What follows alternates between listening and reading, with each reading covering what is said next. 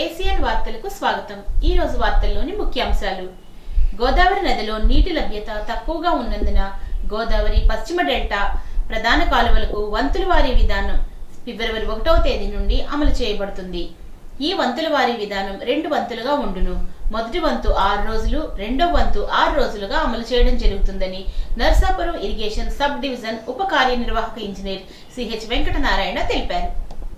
పశ్చిమ గోదావరి జిల్లా పెనుగొండలోని శ్రీ వాసవి కన్యకా పరమేశ్వరి ఆత్మార్పణ దినోత్సవాన్ని పురస్కరించుకొని ఈ నెల 31వ తేదీన రాష్ట్ర ముఖ్యమంత్రి శ్రీ నారా చంద్రబాబు నాయుడు వాసవి మాతకు పట్టు వస్త్రాలు సమర్పించేందుకు పశ్చిమ గోదావరి జిల్లా పెనుగొండ విచ్చేస్తున్నారు.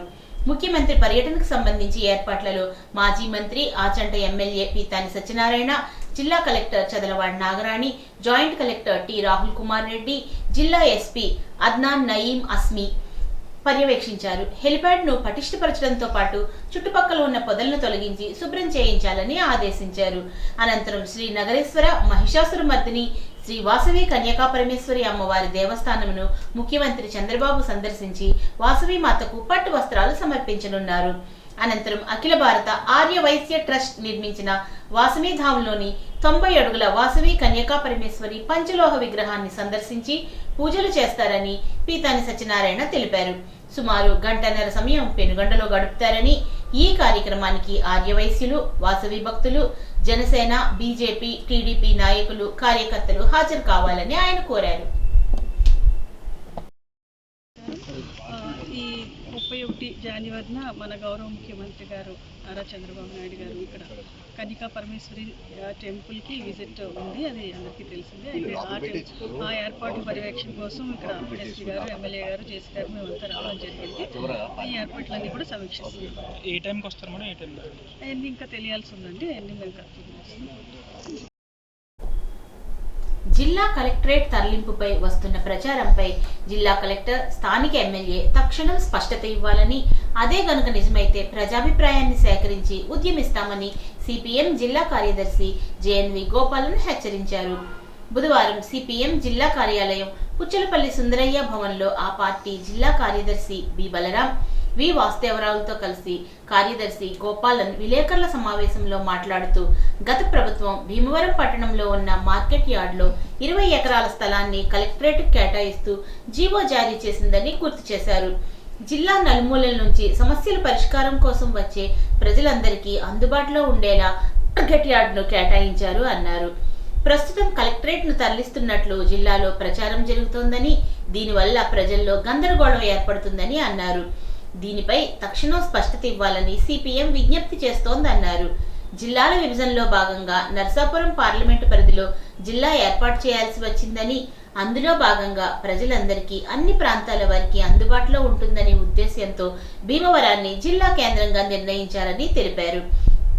ఆ నిర్ణయం మేరకు పట్టణంలోనే ఉన్న ప్రకృతి ఆశ్రమం భవనంలో కలెక్టరేట్ నిర్వహిస్తున్నారని అన్నారు. ఏదైతే గత ప్రభుత్వం మార్కెట్ యార్డ్లో 20 ఎకరాల స్థలాన్ని నూతన జిల్లా కలెక్టరేట్ కోసం కేటాయించిన స్థలం ఉందో, ఆ స్థలాన్ని మార్పు చేస్తున్నట్లుగా ఈ మధ్యకాలంలో మీడియాలోనూ ప్రజల్లోనూ కొంత చర్చ జరుగుతూ ఉంది. అది వాస్తవమో అవాస్తవమో ఏంటన్నది ఇంతవరకు మాలాంటి పొలిటికల్ పార్టీకి కూడా ఇంతవరకు విషయం అర్థం కాలేదు. ఇది ఒక చర్చ అయితే జరుగుతూ ఉంది. ప్రజలు దీంట్లో గందరగోళానికి కూడా గురవుతూ ఉన్నారు. అందువల్ల ఈ అంశం మీద స్థానిక శాసనసభ్యులు, అలాగే జిల్లా కలెక్టర్ గారు, అధికార యంత్రాంగం దీని మీద క్లారిటీ ఇవ్వాలి, వివరణ ఇవ్వాలి. దీంట్లో వాస్తవం ఏంటో అవాస్తవం ఏంటో ప్రజానీకానికి తెలియజేయాలి అని కోరడం కోసమే ఈ ప్రెస్ మీట్ని మేము నిర్వహిస్తూ ఉన్నాం. అత్తిలి మండలంలో ప్రస్తుతం వాతావరణ మార్పుల వల్ల వరి చేలలో జింక్ లోపం కనబడుతోందని అత్తిలి మండల వ్యవసాయ అధికారి కె రాజేష్ తెలిపారు. మండలంలోని మంచిలి, ఉనికిలి, వరిగేడు గ్రామాలలో పొలం పిలుస్తోంది కార్యక్రమాన్ని నిర్వహించారు. జింక్ లోప నివారణ కోసం చిలిటెడ్ జింక్ ఎకరాకు 200 మిల్లీగ్రాముల వంతున పిచికారీ చేయాలని సూచించారు. మండలంలోని 14,000 ఎకరాల్లో 11,000 ఎకరాలకు ఈ క్రాప్ నమోదు జరిగిందని, రైతు సేవా కేంద్రాల్లో మిగిలిన వారు వెంటనే నమోదు చేయించుకోవాలని సూచించారు. గ్రామ అభివృద్ధిపై సర్పంచులు, ఎంపీటీసీలు ప్రత్యేక దృష్టి పెట్టాలని అత్తిలి ఎంపీడీఓ పి శామ్యూల్ కోరారు. స్థానిక మండల పరిషత్ కార్యాలయంలో సుస్థిర అభివృద్ధి 2025-26 వార్షిక ప్రణాళికలు సిద్ధం చేయడంపై సర్పంచులు, ఎంపీటీసీలకు శిక్షణా తరగతులను ఎంపీపీ శుంకర నాగేశ్వరరావు ప్రారంభించారు. నాగేశ్వరరావు మాట్లాడుతూ అభివృద్ధితో పాటు పారిశుధ్యంపై కూడా శ్రద్ధ చూపాలి అన్నారు. గ్రామ పంచాయతీలు ఆదాయ వనరులను పెంచుకోవాలని సూచించారు. ఈ శిక్షణ గ్రామాల అభివృద్ధికి ఎంతగానో దోహదం పడుతుందని అన్నారు. తొలుత మహాత్మా గాంధీ, అంబేద్కర్ చిత్రపటాలకు ఎంపీపీ, ఎంపీడీఓలు పూలమాలలు వేసి నివాళులర్పించారు. ఈ కార్యక్రమంలో పంచాయతీ విస్తరణ అధికారి ఎం శ్రీనివాసరావు, గ్రామ సర్పంచులు, ఎంపీటీసీలు పాల్గొన్నారు. ఉనికిలి, మంచిలి గ్రామ పంచాయతీ కార్యదర్శులు ఫణిరాజు, ప్రసాదులు శిక్షణ ఇచ్చారు. అత్తిలి మండలం వరిగేడు గ్రామంలో ఉచిత పశు ఆరోగ్య శిబిరం, లేగదూడల అందాల పోటీలు నిర్వహించారు. ఈ కార్యక్రమానికి మండల కూటమి నాయకులు ఆనాల ఆదినారాయణ, ఆల్తి సత్యనారాయణ, దాసం ప్రసాద్, ఇన్ఛార్జ్ ఎంపీపీ శుంకర నాగేశ్వరరావు, పూతినేడి శ్రీనివాసరావు, బోడపాటి సూర్యచంద్రరావు, జంతు సంక్షేమ డైరెక్టర్ ఆల్తి అజయ్ కుమార్, నల్లూరు సురేష్, గ్రామ సర్పంచి పంపన సత్యవతి, ఎంపీటీసీబీ సభ్యుడు త్రిమూర్తులు, ఉరిగేడు గ్రామ కూటమి నాయకులు అడ్డాల సాయిబాబా, మండల agricultural officer Rajesh, doctor Shankar పాల్గొన్నారు. లేగదూడల అందాల పోటీల్లో ప్రథమ బహుమతి అడ్డాల వెంకటరామారావు ఆవుదూడకి, ద్వితీయ బహుమతి అడ్డాల వీర వెంకట రామకృష్ణ గేదెదూడకి, మూడో బహుమతి గోనె సత్యనారాయణకు సర్పంచి, మండల కూటమి నాయకులు అందజేశారు. ఈ శిబిరంకు వచ్చిన పశుపోషకులకు బహుమతులు కూటమి నాయకులు అందజేశారు. ప్రాంతీయ పశు వైద్యశాల అసిస్టెంట్ డైరెక్టర్ నరసింహారావు ఆధ్వర్యంలో ఈ కార్యక్రమం నిర్వహించారు. ఉచిత పశు వైద్య శిబిరంలో గేదె దూడలకి, ఆవులకి నట్టల నివారణ మందులు, ఎదకురాని తిరిగి పొర్లే పశువులకి మినరల్ మిక్చర్ ప్యాకెట్లు అందజేశారు. తణుకు ఎమ్మెల్యే కార్యాలయం నందు ఎమ్మెల్యే ఆర్మిల్లి రాధాకృష్ణ ఆదేశాల మేరకు నిర్వహించిన ఉమ్మడి తూర్పు, పశ్చిమ గోదావరి జిల్లా పట్టభద్రుల ఎమ్మెల్సీ ఎన్నికల అవగాహన సదస్సులో కూటమి పట్టభద్రుల ఎమ్మెల్సీ అభ్యర్థి పేరాబత్తుల రాజశేఖర్, జిల్లా టీడీపీ అధ్యక్షులు రామరాజు, ఎమ్మెల్సీ వెంపాడ చిరంజీవి, పశ్చిమ గోదావరి జిల్లా బీజేపీ అధ్యక్షురాలు అయినంపూడి శ్రీదేవి, కూటమి నాయకులు పాల్గొన్నారు. ఈ సందర్భంగా జిల్లా అధ్యక్షులు రామరాజు మాట్లాడుతూ తెలుగుదేశం పార్టీ బలపరిచిన రాజశేఖర్ను అఖండ మెజార్టీతో మన కూటమి నాయకులు అందరూ కలిసి గెలిపించాలని తెలియజేశారు. ఎమ్మెల్యే ఎన్నికల్లో అఖండ మెజార్టీ 70,000 పైచిలుకు మెజార్టీతో ఆర్మిల్లి రాధాకృష్ణను ఏ విధంగా గెలిపించారో అదే విధంగా పేరాబత్తుల రాజశేఖర్ను కూడా అఖండ మెజారిటీతో గెలిపించాలని కోరారు. మన యొక్క తణుకు నియోజకవర్గం కాకుండా ఉభయ గోదావరి జిల్లాకి ఉమ్మడి అభ్యర్థిగా, ఎన్డీఏ కూటమి అభ్యర్థిగా పేరాబత్తుల రాజశేఖర్ గారిని ఎమ్మెల్సీ అభ్యర్థిగా ప్రకటించుకోవడం జరిగింది. తదుపరి ఏదైతే ఎలక్షన్ జరుగుతూ ఉందో, మార్చి మాసంలో జరిగినటువంటి ఎలక్షన్ సంబంధించి ఈరోజు మనకి గవర్నర్ చిరంజీవి రావు గారు అంత కష్టకాలంలో మన పార్టీ కానీ అందరూ కూడా రాష్ట్రంలో ప్రజలు ఎంతో భయభ్రాంతులైన సమయంలో ఎమ్మెల్సీ ఎదిగినటువంటి చిరంజీవి రావు గారి ఆధ్వర్యంలో ఈరోజు ప్రతి నియోజకవర్గాన్ని కలిసి మన యొక్క జిల్లాలో రోజుకి 3 నుంచి 4 నియోజకవర్గాలు 1 అవర్ పాటు అందరికీ కూడా ఏదైతే బూత్ ఇన్ఛార్జీలు కానీ, మండల పార్టీ అధ్యక్షులు కానీ, వివిధ కమిటీలో ఉన్న అధ్యక్షులు కానీ, అదేవిధంగా మాజీ మున్సిపల్ చైర్మన్ కానీ, అందరూ కూడా ఏఎంసీ చైర్మన్ కానీ, వివిధ కమిటీల సర్పంచులు కానీ అందరూ కూడా సమక్షంలో ఓట్లు అభ్యర్థించడానికి రాబోయే రోజులు ఏం చేయాలి, ఏదైతే ఎన్డీఏ కూటమి తీసుకున్న నిర్ణయాన్ని మనం అందరం కూడా అత్యధిక మెజార్టీలో మార్చి జరిగిన ఎలక్షన్ ప్లాన్ చేసి రూట్ మ్యాప్ చేసుకుని పాంప్లెట్స్ కానీ అదేవిధంగా అనంతరం ఎమ్మెల్సీ చిరంజీవి మాట్లాడుతూ ప్రస్తుతం కూటమి ప్రభుత్వంలో శాసన మండలిలో మెజార్టీ ఎమ్మెల్యేల అవసరం ఉంది అన్నారు. కీలకమైన బిల్లులు ఆమోదం పొందడంలో శాసనసభతో పాటు శాసన మండలిలో కూడా మెజార్టీ ఎమ్మెల్సీలు అవసరం అన్నారు. జగన్మోహన్ రెడ్డి 3 రాజధానుల బిల్లు పెట్టినప్పుడు మనకు శాసన మండలిలో మెజార్టీ ఉండడం వల్లే ఆ బిల్లును అడ్డుకోవడం జరిగిందని ఎమ్మెల్సీ గుర్తు చేశారు. కృష్ణా, గుంటూరులో ఆలపాటి రాజా, ఉమ్మడి తూర్పు పశ్చిమ గోదావరి జిల్లాల్లో పేరాబత్తుల రాజశేఖర్, పట్టభద్రుల కూటమి అభ్యర్థులుగా పోటీ చేస్తున్నారు. ప్రస్తుతం అసెంబ్లీలో 175 సీట్లకి మనకి 164 సీట్లు ఎన్డీఏ కూటమికి ప్రజలందరూ అందించారు. కానీ కౌన్సిల్లో మాత్రం 58 సీట్లకి మనకున్నవి కేవలం తెలుగుదేశం పార్టీ, జనసేన కలిపి ప్రస్తుతానికి పక్కాగా మాట్లాడుకుంటే 10 ఎమ్మెల్సీలు మాత్రమే ఉన్నారు. సో కీలకమైన బిల్లులు ఆమోదించాలంటే శాసనసభలో ఎలా అయితే మెజారిటీ ఉందో శాసన మండలిలో కూడా మనకు మెజారిటీ ఉండాలి. మీకు తెలుసు, గత ప్రభుత్వంలో మనం ప్రతిపక్షంలో ఉన్నప్పుడు జగన్మోహన్ రెడ్డి ప్రభుత్వం దుర్మార్గంగా 3 రాజధానుల బిల్లుని ప్రవేశపెట్టినప్పుడు ఆ 3 రాజధానుల బిల్లుని అడ్డుకున్న ఘనత శాసన మండలికే దక్కిందనే విషయాన్ని ఈ సందర్భంగా మీకు గుర్తు చేస్తున్నాను. అలా ఇంపార్టెంట్ బిల్లులు ఆమోదం జరగాలంటే ఖచ్చితంగా శాసన మండలిలో మనకి మెజారిటీ రావాలి. మెజారిటీ రావాలి అంటే ఎమ్మెల్సీలు గెలవాలి. ప్రస్తుతం కృష్ణా, గుంటూరులో మన ఎన్డీఏ కూటమి అభ్యర్థి ఆలపాటి రాజా గారు, తూర్పు పశ్చిమ గోదావరి జిల్లాలో మన ఎన్డీఏ కూటమి అభ్యర్థి పేరాబత్తుల రాజశేఖర్ గారు, వీరిద్దరూ పోటీ చేస్తున్నారు.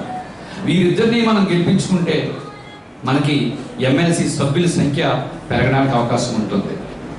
అంతేకాదు, గతంలో మనం ప్రతిపక్షంలో ఉన్నప్పుడు ఈ ప్రభుత్వం బాగా లేదు, వైసీపీ సరిగ్గా పనిచేయలేదని చెప్పి రాష్ట్ర వ్యాప్తంగా మొట్టమొదటిసారిగా తీర్పునిచ్చింది ఎవరంటే విద్యావంతులు, మేధావులు, పట్టభద్రులు.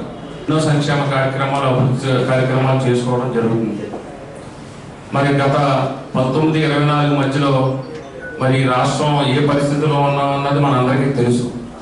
2014 ముందు రాష్ట్రం విడిపోయిన నష్టం కంట జగన్మోహన్ రెడ్డి ప్రభుత్వం అంతకంటే ఎక్కువ నష్టం జరిగింది. మనకి ఈ రాష్ట్ర బ్రాండ్ ఇమేజ్ పూర్తిగా దెబ్బతిన్నది.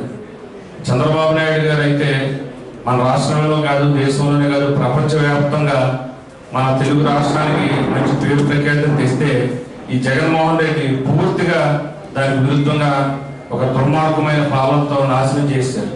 మళ్ళీ అదే మరి ఇమేజ్ మళ్ళీ మనం పెంచాలంటే మన విజనరీ లీడర్ చంద్రబాబు నాయుడు గారి నాయకత్వంలో, అలాగే పవన్ కళ్యాణ్ గారు, అలాగే పురంధేశ్వరి గారు కేంద్ర సహకారంతో మళ్ళీ రోజు అభివృద్ధిలో పరుగులు పెట్టిస్తున్నాం. లోకేష్ గారు యువ నాయకులు, విద్యా శాఖ మంత్రిగా, ఐటీ శాఖ మంత్రిగా విద్యా వ్యవస్థను పూర్తిగా సమూలంగా మార్పులు చేసి విద్యా వ్యవస్థను పటిష్టం చేయడానికి ఆయన విశేష కృషి చేస్తున్నారు. అదేవిధంగా ఐటీ రంగంలో మన ప్రాంతంలో విశాఖపట్నం అవ్వచ్చు, అమరావతి అవ్వచ్చు, తిరుపతిలో కూడా ఐటీ పరిశ్రమలు ఎక్కువ తీసుకొచ్చి ఇక్కడ చదువుకున్న యువతకి ఇక్కడే ఉద్యోగాలు కల్పించేదానికి ఆయన ప్రయత్నం చేస్తున్నారు. తణుకు విమెన్స్ కాలేజ్ నందు 36వ జాతీయ రోడ్డు భద్రతా వారోత్సవాలకు సంబంధించి సమావేశం నిర్వహించారు. Tanuku town CI, sub inspector, Tanuku traffic SI D Adinarayana, SI Benniraju ఈ కార్యక్రమంలో పాల్గొన్నారు. ఈ సమావేశంలో సెల్ ఫోన్ డ్రైవింగ్ గురించి, ట్రిపుల్ రైడ్ గురించి, డ్రంక్ అండ్ డ్రైవ్ గురించి వివరించారు. వాహనాల రికార్డులను సక్రమంగా ఉంచుకోవాలని తెలిపారు. ప్రమాదాలు చెప్పిరావని, కాబట్టి ఎదుటివారి వాహనాలను గమనించి వాహనాలు డ్రైవ్ చేయాలని చెప్పారు. హెల్మెట్ లేకపోవడం వల్ల ఎక్కువగా మరణాలు సంభవిస్తున్నాయని తెలియజేశారు. మైనర్ డ్రైవింగ్ గురించి, ఈ మధ్య కాలంలో వాహనాలకు సరైన రికార్డులు లేవని, వాటికి ఫైన్లు కూడా పెరిగాయని తెలిపారు. చట్టాల పట్ల అవగాహన కలిగి ఉండాలని తెలియజేశారు. ఈ నెల 30న ఉదయం 10 గంటల నుండి 11 గంటల వరకు డయల్ యువర్ డిఎం ప్రోగ్రాం జరుగుతుందని తణుకు డిపో మేనేజర్ సప్పా గిరిధర్ కుమార్ తెలిపారు. హైదరాబాద్, తిరుపతి, విజయవాడ సర్వీసులపై తగు సూచనలు, ఫిర్యాదులు తెలియజేయాలని కోరారు. తణుకు డిపో పరిసర ప్రాంత ప్రయాణికులు, విద్యార్థులు, వ్యాపారస్తులు, ఉద్యోగస్తులు 9959225484 నంబర్కి ఫోన్ చేసి మరింత మెరుగైన సేవలు అందించే నిమిత్తం సలహాలు, సూచనలు ఇచ్చి డిపో అభివృద్ధికి సహకరించాలని డిపో మేనేజర్ గిరిధర్ కుమార్ కోరారు. జయలక్ష్మి ఫెర్టిలైజర్స్ అధినేత, మాజీ ఎమ్మెల్యే వైటి రాజా తల్లి, పారిశ్రామికవేత్త యలమర్తి నారాయణరావు చౌదరి భార్య యలమర్తి రాజేశ్వరి దేవి మృతి పట్ల పలువురు సంతాపం వ్యక్తం చేశారు. తణుకులో వారి స్వగృహంలో మృతదేహానికి పూలమాల వేసి నివాళులర్పించి కుటుంబ సభ్యులకు ప్రగాఢ సానుభూతి తెలిపారు. నిడదవోలు నియోజకవర్గ తెలుగుదేశం పార్టీ మాజీ శాసనసభ్యుడు బూరుగుపల్లి శేషారావు సంతాపం తెలిపారు.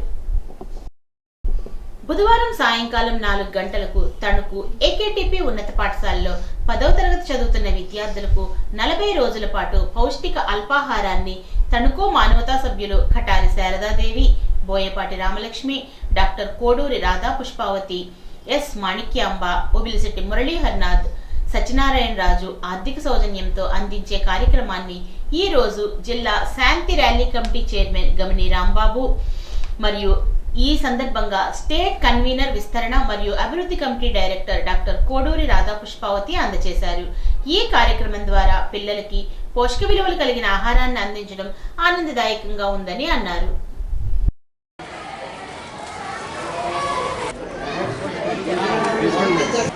ఈ రోజున తణుకు మానవతా స్వచ్ఛంద సేవా సంస్థ ఆధ్వర్యంలో ఏకేటీపీ హై స్కూల్ 10వ తరగతి చదువుతున్న విద్యార్థులకి మేము అల్పాహారాన్ని అందజేస్తున్నాం. పిల్లలకి ఏమైనా చేస్తే బాగుంటుంది, చదువుకున్న వాళ్ళు కదా, చదువుకునే పిల్లలు కదా అనుకుని వెంటనే రామకృష్ణ గారు సంప్రదిస్తే ఇంకా ఎవరు ఏమీ ఇవ్వట్లేదు మేడం, మీరు ఇస్తే సంతోషం అని అన్నారు.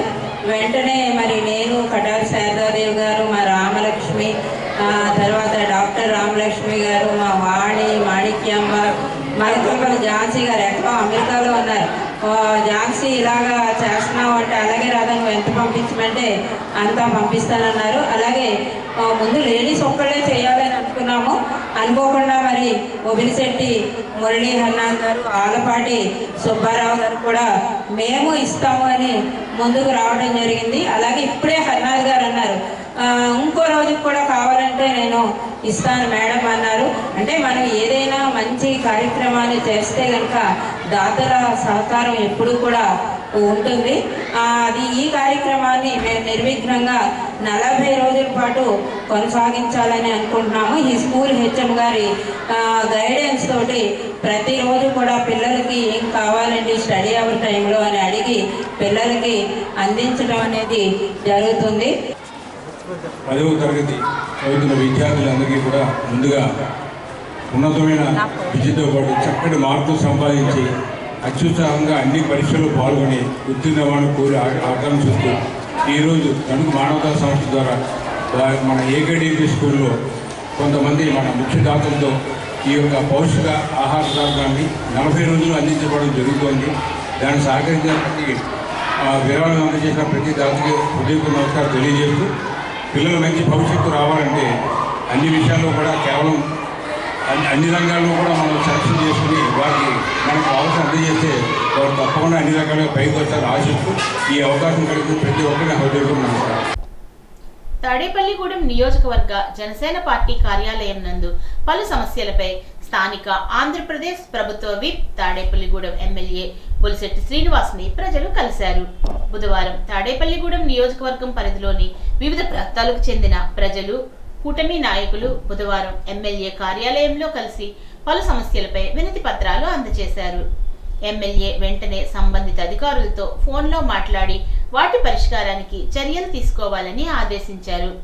ఎటువంటి సమస్యలు ఉన్నా తన దృష్టికి తీసుకురావాలని, వాటి పరిష్కారంలో ఎల్లవేళలా తాను అందుబాటులో ఉంటానని శ్రీనివాస్ తెలిపారు. ఈ కార్యక్రమంలో ఈతకోట తాతాజీ, పాలూరు వెంకటేశ్వరరావు, అడప ప్రసాద్, శ్రీధర్, ముఖేష్ ప్రభుత్వ అధికారులు పాల్గొన్నారు. 17th ward anganwadi worker Gauri పార్వతికి జాతీయ స్థాయిలో ఉత్తమ anganwadi worker award central minister మహిళా శిశు సంక్షేమ శాఖ వారి చేతుల మీదుగా రిపబ్లిక్ డే రోజున న్యూఢిల్లీలో అందుకున్నారు. బుధవారం రోజున జనసేన పార్టీ కార్యాలయం ఎమ్మెల్యే బొలిశెట్టి శ్రీనివాస్ ను ఆమె మర్యాదపూర్వకంగా కలిశారు. అనంతరం ఆమెకు చిరు సత్కారం చేశారు. ఎమ్మెల్యే మాట్లాడుతూ రాష్ట్రంలో మొత్తం 13 మందిని ప్రపోజల్స్ పంపితే వారిలో 5గురిని మాత్రమే సెలెక్ట్ చేయడం జరిగిందని, ఆ సెలెక్ట్ చేసిన 5గురిలో మన జిల్లా నుంచి మన తాడేపల్లిగూడెం ఐసిడిఎస్ ప్రాజెక్ట్ తాడేపల్లిగూడెం 1వ సెక్టార్కు చెందిన 17వ వార్డు అంగన్వాడీ టీచర్కి రావడం గర్వకారణమని తెలియజేశారు. ఈ కార్యక్రమంలో CDPO, sector supervisor, office staff మరియు కూటమి నాయకులు తదితరులు పాల్గొన్నారు.